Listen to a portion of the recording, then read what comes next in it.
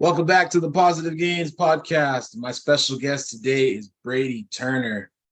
Brady is setting the world on fire, in my opinion, on TikTok with his music as well as Instagram. Tons of covers, a lot of original music, many different covers though, as far as the different genres. So Brady, thank you for being on today.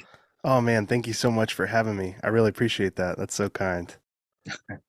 So first things, background information, just where you're from and how you got started into music.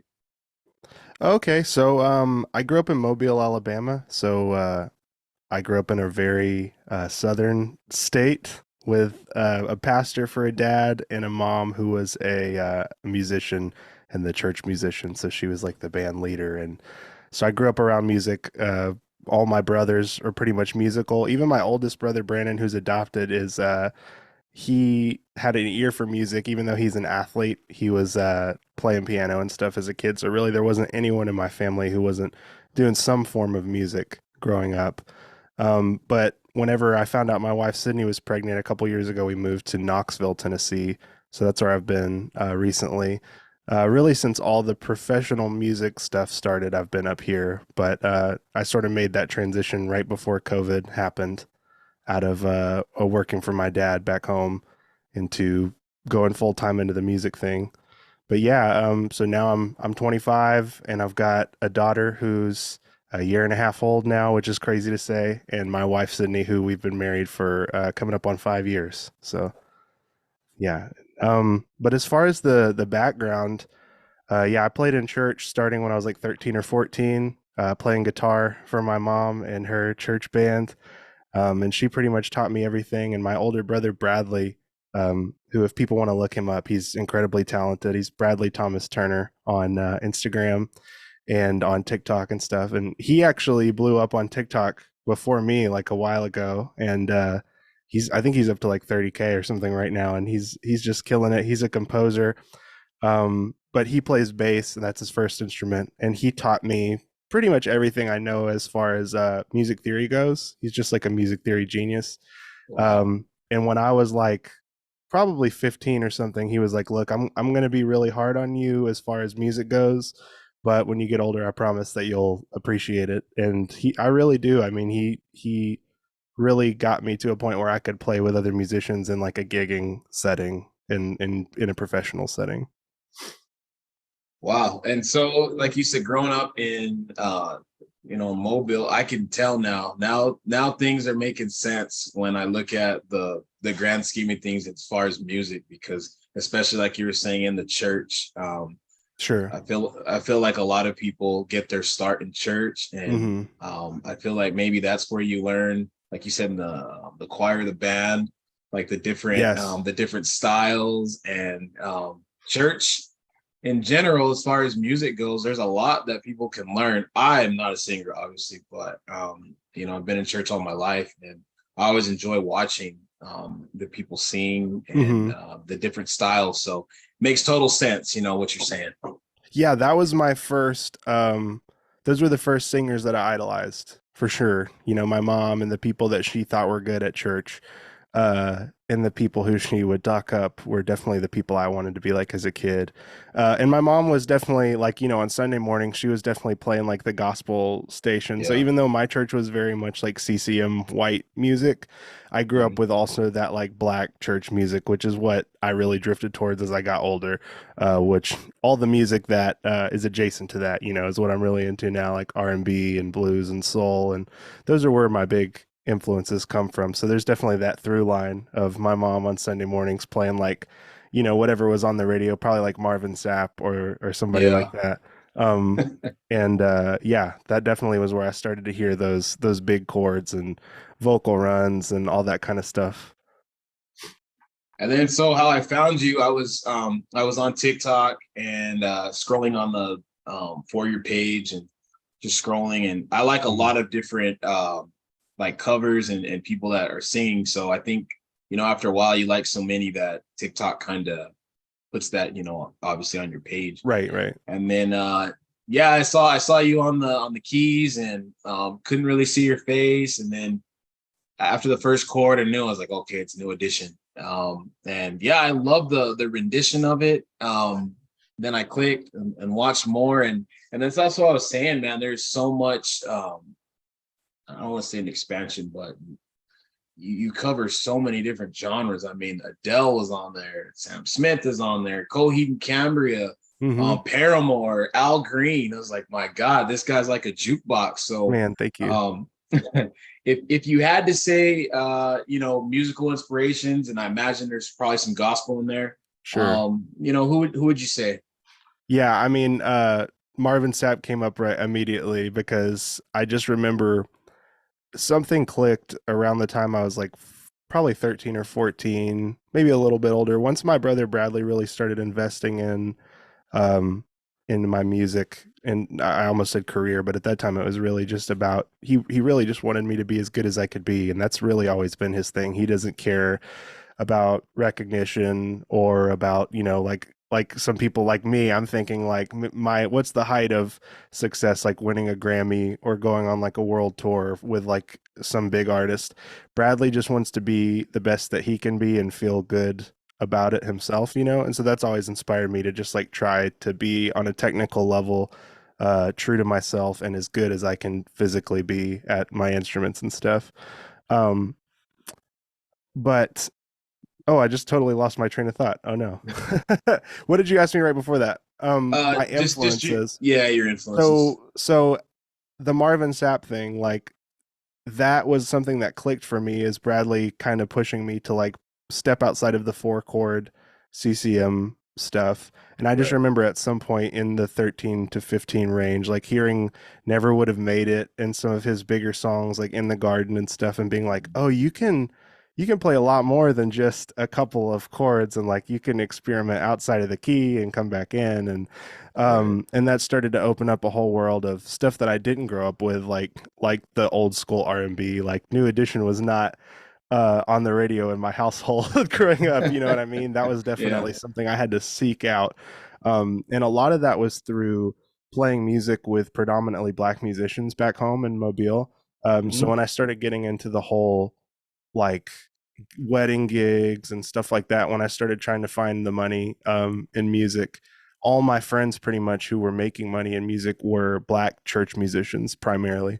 So like all my good friends were like sending me stuff that I had never heard to play that were standards in the black community. Right. For Yeah. instance, like Frankie Beverly and Mays, Before I Let Go. That's Yeah. like now, if you go to a wedding, it's going to be on the playlist, especially if it's like not all white people. It's going to be on there.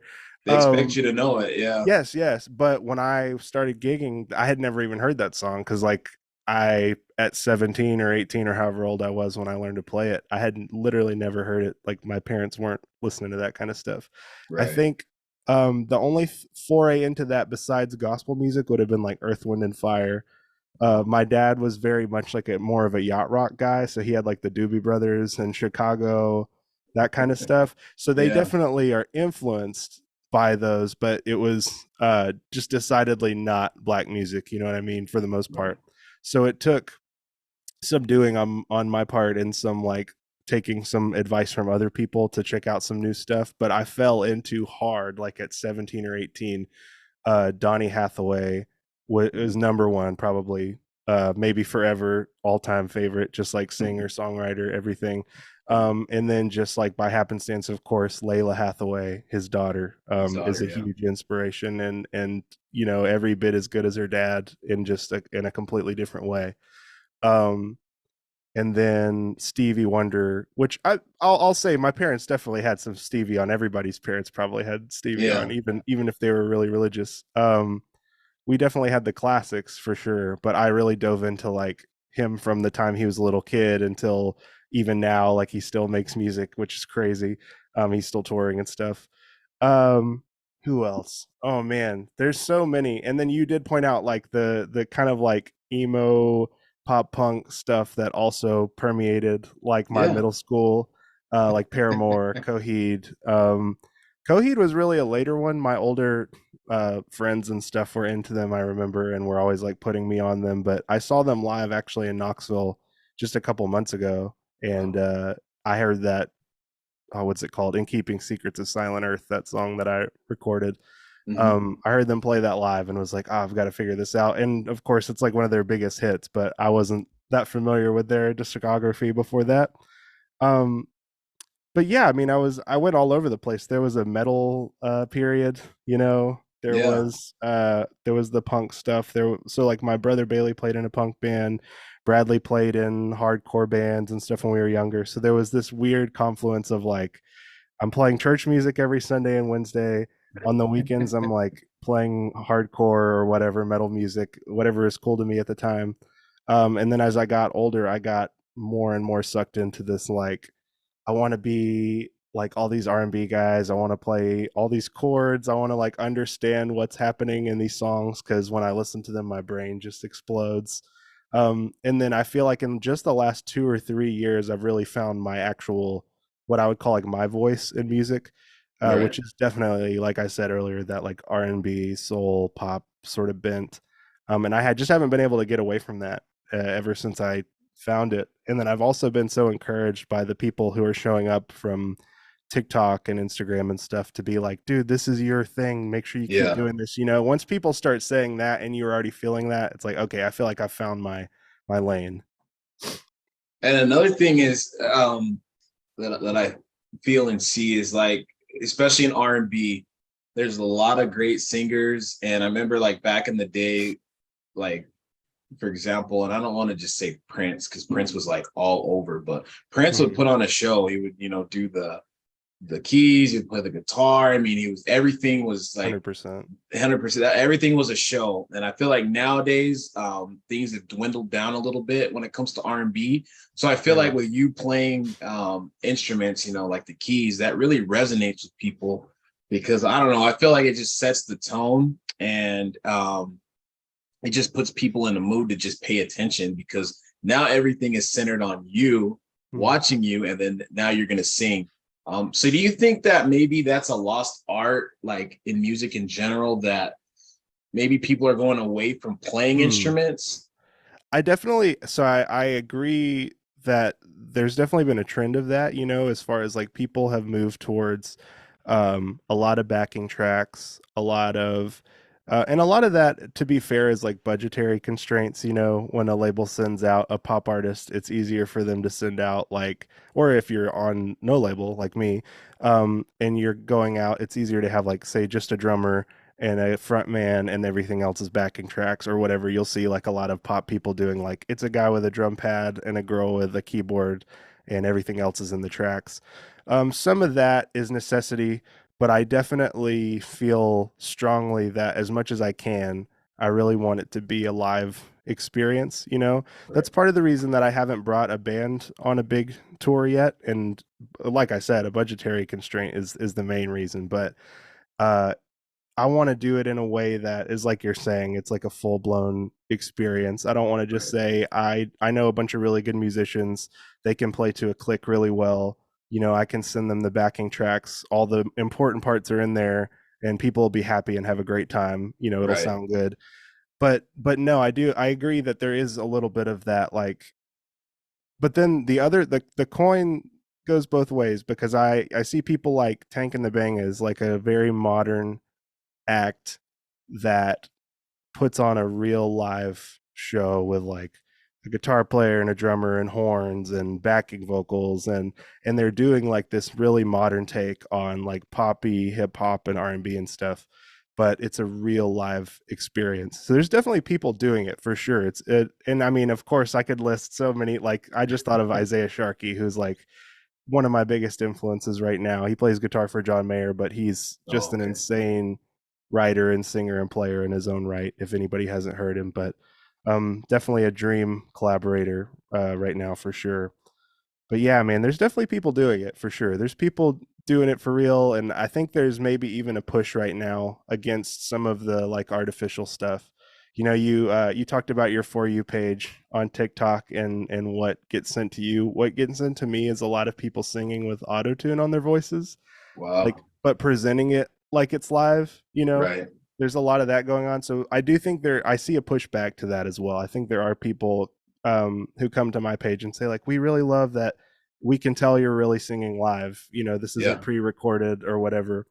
Um, and I appreciate that. I think there is an audience for that, maybe now more than ever, maybe not more than ever, but more than in the last several years, with the artificial stuff kind of taking center stage. I think there's more people now looking for, I don't like to say real music. I love, bubblegum pop records too, for real. Yeah. Like some of my favorite albums are straight up pop albums. But yeah, I do. I strive to make stuff that's not heavily pitch corrected, that's not all just cut together with a million takes and stuff like that.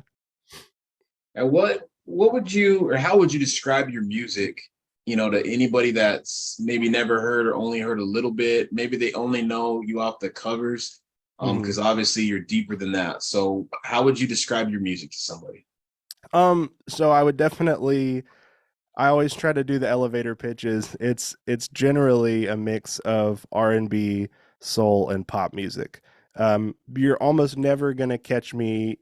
So far on the stuff I've released and on the stuff I'm working on now, it's almost never gonna fall outside of those three in some way.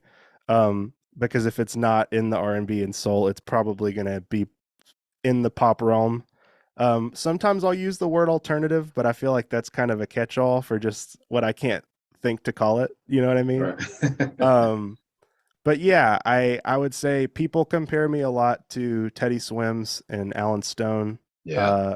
I get Blue Eyed Soul a lot, like Hall and Oates and Michael McDonald, which I love all that stuff a lot. So that all sits really well with me. So yeah, any of that stuff works for me as a starter for if you've never heard of me, don't know who I am.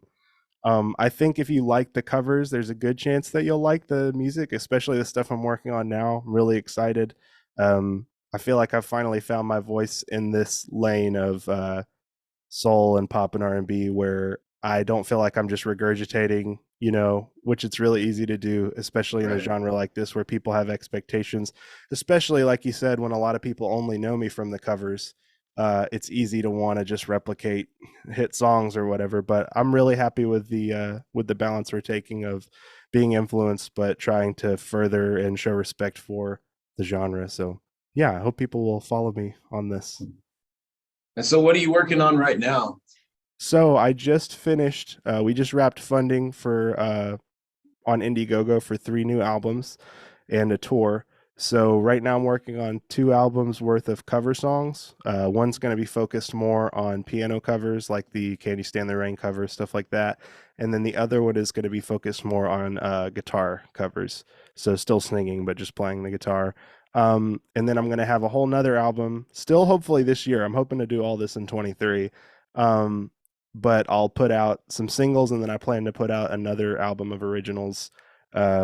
And I've actually, there's been some pretty big developments with that just in the last week that I can't quite talk about yet, but it'd be cool. Hopefully, I can do a follow up with you maybe in a couple months Absolutely. from now. That'd be cool to be able to tell you, hey, when I said that, I was right about that. It turned out to be good. We'll see. And I have two more questions for you before Great. we get out. Sure. The second and last one is so you really talked a lot about support within your family, your brothers. It seems that you hold them in high regards For sure. and you look up to them. And you mentioned leaving Mobile and going into Nashville with your family. Can you talk about the not the ups and downs, but just the support? Like, if people want to try and, you know, replicate what you're doing because you are an inspiration. Oh, thanks. What would you say to somebody that's trying to, follow in a path that might be similar to yours with a lot of musical background, but they're just not sure if they want to test the waters yet? Yeah. Oh man. This is like, so the first thing that comes to mind feels so cliche, but you really do just have to go for it. If you feel like you have it in you, if you have people that you trust who are telling you that you have it in you, um, and they're people who have experience in the field that you're trying to pursue, so that's a big thing, is make sure you get feedback, know what they're talking about. Oh yeah. Because if they're only giving you positive feedback, I would be weary of that. Like I mentioned, my brother Bradley, who is one of my biggest people and still is, he's not afraid to be critical of things or to tell me things that could be better, and that's why I'm always going back to him for advice. And that's why it really means a lot when he says something is good. So I think it's important to have people who are better than you, that you look up to, that are in a place that you want to be at. For me, the biggest thing going full time and leaning on people is just making sure that you're able to put yourself out there in a way that's going to be really uncomfortable.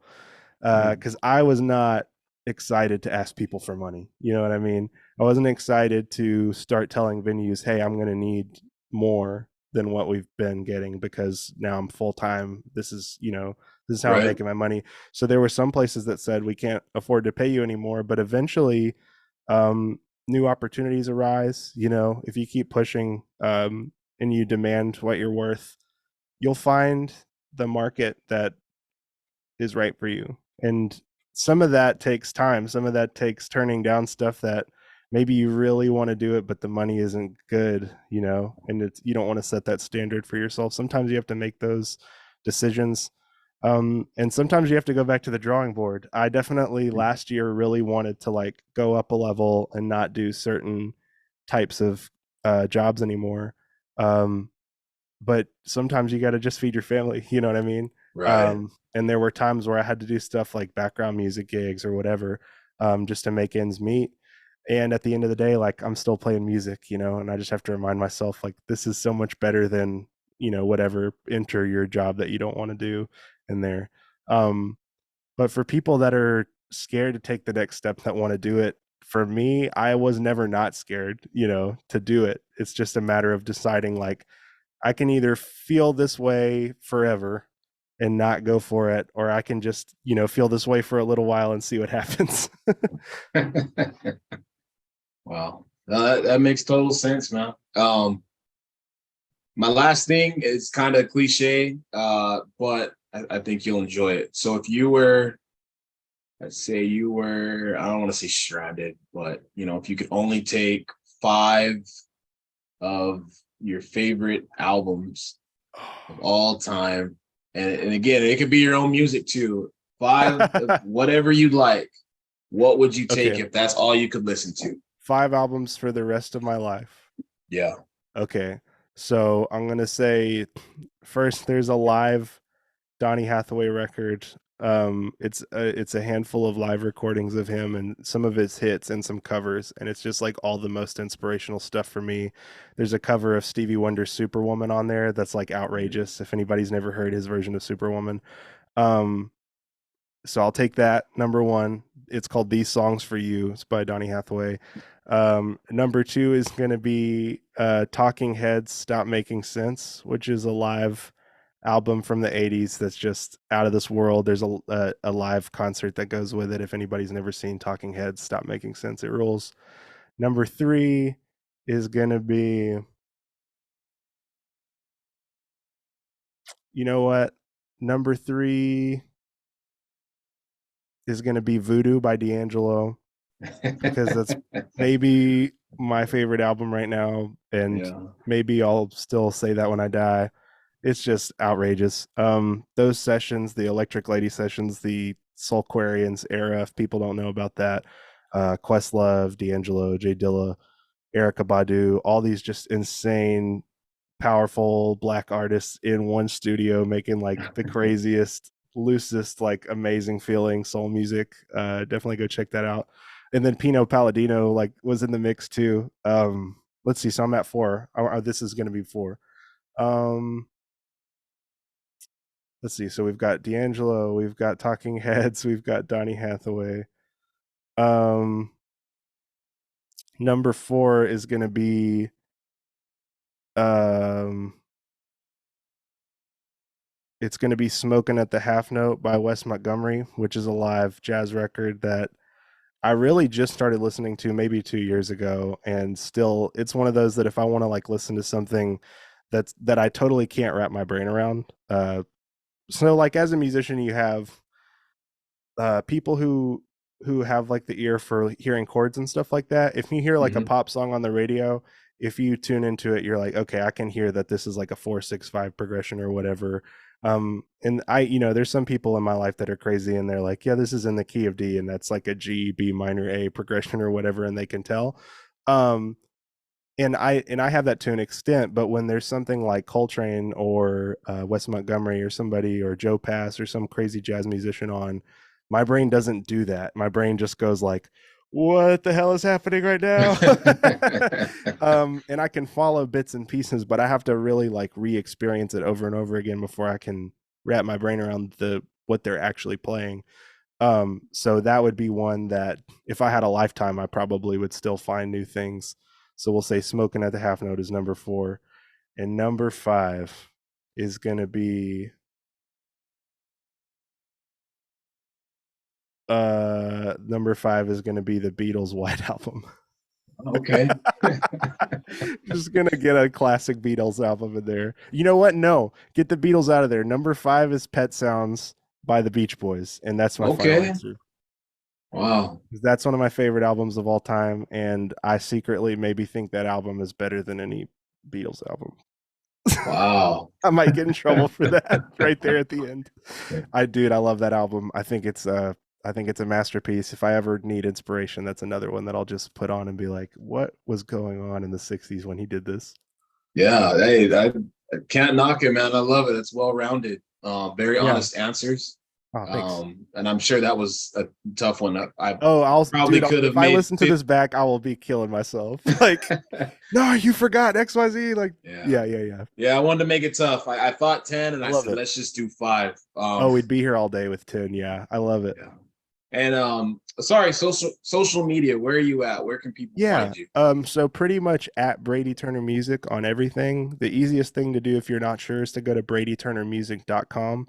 And if people are interested in getting in touch about bookings or they just want to reach out, it's booking at bradyturnermusic.com to email. Okay, you guys heard it there. Make sure you follow and support. And Brady, I appreciate you being on today. It's Yeah, been a absolutely. blast. Been able to learn. I appreciate the honesty and again the well-roundedness. You really are Oh, thank going you. places, and Thank you, man. I don't know when, but it's coming, man. I feel like it's coming very, very soon for you. So keep up the hard work, and yeah, you're welcome back on anytime whenever you want to Absolutely. break that news. Oh man, thank you so much. Yeah, no problem. All right, well, you have a good rest of the day. Yeah, man, you too. All right, I'll talk to you soon.